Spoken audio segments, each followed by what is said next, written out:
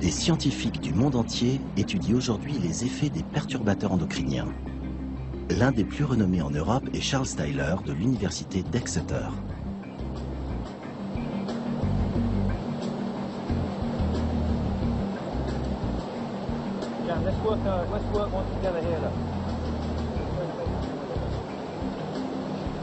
Ce biologiste de l'environnement a passé au peigne fin une cinquantaine de rivières britanniques.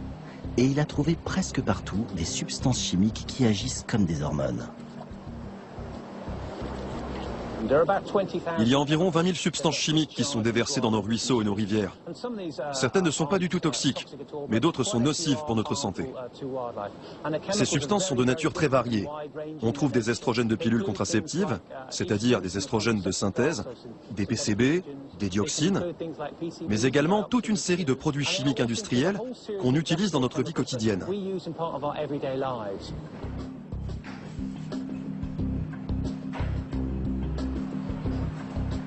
Charles Tyler s'intéresse surtout aux substances chimiques qui influencent l'estrogène, une hormone féminine. Par exemple, l'EE2, la substance active de la pilule, ou encore le bisphénol A présent dans de nombreux plastiques. Les animaux exposés à ces substances se féminisent.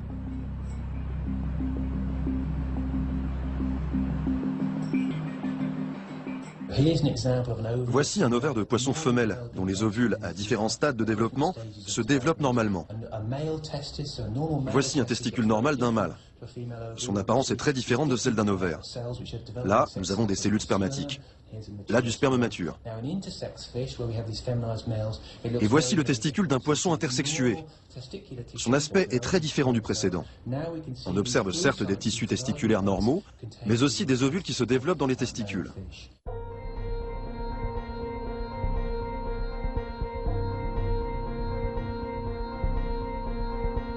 Chez l'humain aussi, on constate depuis quelques années une diminution considérable de la fertilité masculine. Personne ne sait précisément quelles en sont les causes. Cependant, de nombreux chercheurs pointent du doigt les perturbateurs endocriniens.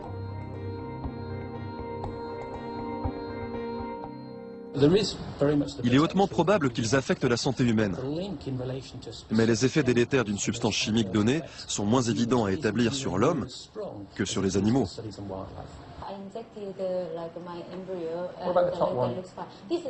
Les substances estrogènes ont-elles des effets seulement sur les organes sexuels et la reproduction? Charles Tyler et son équipe cherchent à savoir si d'autres parties du corps sont affectées.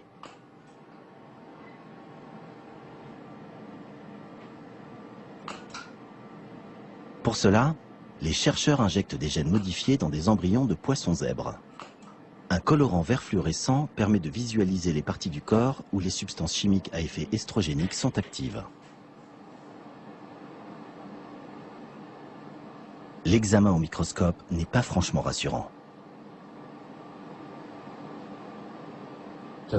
Voici 3 spécimens. Celui du haut, c'est notre poisson témoin. Sa tête est à gauche. Le spécimen du milieu a été exposé à l'éthénylestradiol, que l'on trouve dans la pilule contraceptive. Un grand nombre de tissus sont verts fluorescents, notamment le foie, une partie des somites et la musculature. Le spécimen du bas a été exposé au bisphénol A, qui est un plastifiant. On voit que le cœur est affecté.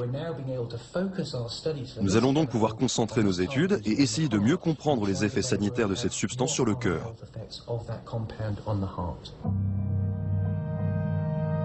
La santé des poissons est manifestement affectée par ces perturbateurs endocriniens à effet estrogénique. Quelles en sont les conséquences à long terme? Nul ne peut encore le dire.